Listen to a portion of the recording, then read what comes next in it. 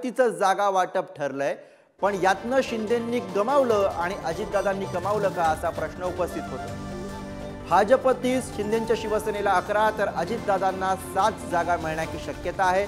शिंदेंना 13 खासदार असताना सुद्धा 11 जागा मिळतात, तर 2 जागी भाजप लढण्याची चर्चा आहे। अजितदादांसोबत एकच खासदार असताना सुद्धा 7 जागांची शक्यता दिसते। शिंदेंच्या ताब्यातील दक्षिण मुंबईप्रमाणेच ठाण्यामधील एका जागेवर सुद्धा भाजपचा डोळा असल्याच्या चर्चा आहेत। शिंदे कल्याण सोडणं शक्य नसल्यानं भाजप ठाण्यासाठी आग्रही असल्याची चर्चा आहे।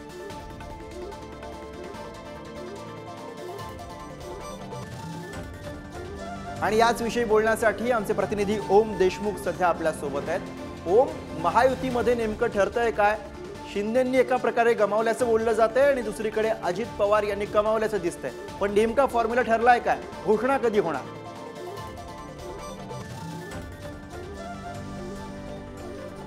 गुरु, अवघ्या काही तासांपूर्वी भाजपनं आपल्या 20 उमेदवारांची यादी जाहीर केली होती। साधारणपणे 25 उमेदवार भाजप जाहीर करण्याची शक्यता होती, मात्र 5 जागा भाजपनं अद्यापही जाहीर केलेल्या नाहीयेत। दुसरीकडे या 20 जागांच्या व्यतिरिक्त ज्या 28 जागा महाराष्ट्रामध्ये बाकी आहेत, त्या 28 जागांबाबत लवकरात लवकर निर्णय घेण्यात यावा अशा प्रकारची आग्रही भूमिका मित्रपक्षांच्या माध्यमातून घेण्यात येते। जसं तू सांगितलंस की मित्रपक्षांचा आणि भाजपचा फॉर्म्युला ठरलाय का, तर जवळपास 30, 11 आणि 7 अशा प्रकारचा एक फॉर्म्युला आता नव्यानं समोर आलाय।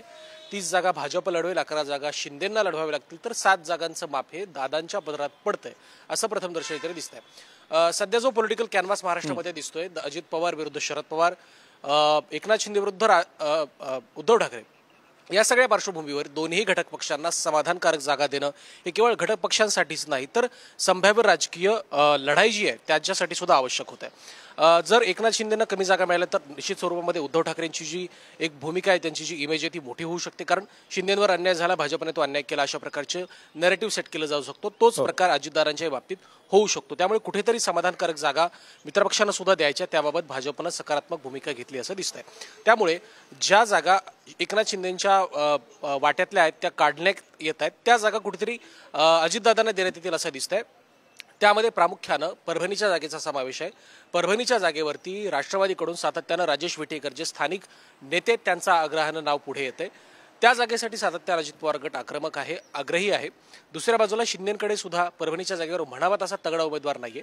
त्यामुळे काही अशा महत्त्वाच्या जागा आहेत जिथे शिंदेंचा सध्या खासदार आहे, मात्र तिथे चेहरा नाहीये, त्या जागा कदाचित अजित पवार गटाला दिल्या जाऊ शकतात। बरोबर, त्यामुळे प्रत्यक्षामध्ये ज्या वेळेला आता या फॉर्म्युल्याची घोषणा होईल तेव्हाच आपल्याला सांगता येईल की कोणी कमावलंय आणि कोणी गमावलंय। धन्यवाद या सगळ्या सविस्तर माहितीसाठी आणि विश्लेषणासाठी।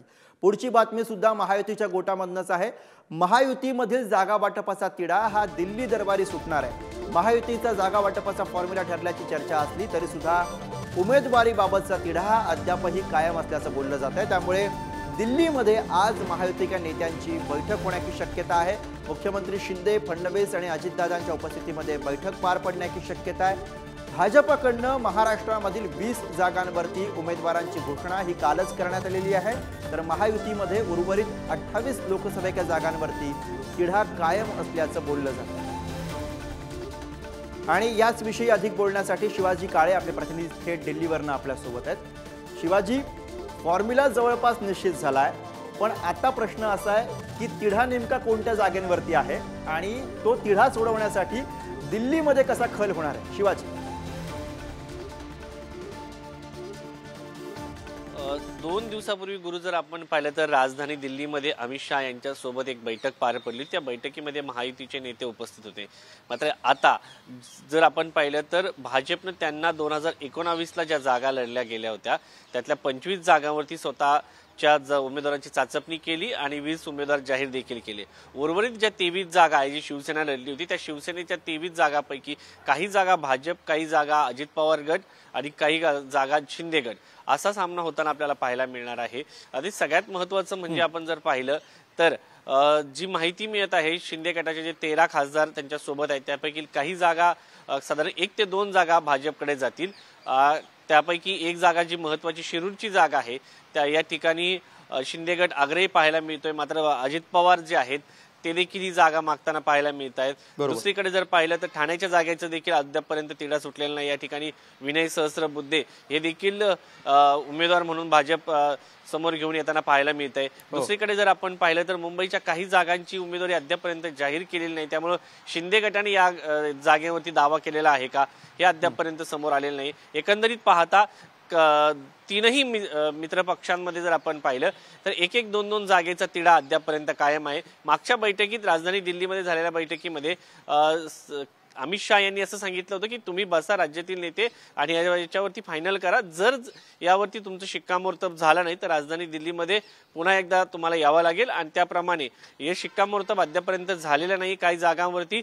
आणि सगळ्यात महत्त्वाचं म्हणजे अजित पवार गटाकडे ज्या पद्धतीने सांगितलं जात होतं की कमी जागा येतील, मात्र अजित पवार यांना जर सन्मानजनक जागा दिल्या नाही तर एक पक्षामध्ये वेगळा मेसेज जाऊ शकतो. त्यामुळं आता अजित पवार यांना देखील सन्मानजनक जागा दिल्या जातील आणि शिंदे गटाला ज्या अपेक्षितपणे 2 आकडी अंक मिळणार आहे मात्र ते 13 पेक्षा कमी असतील.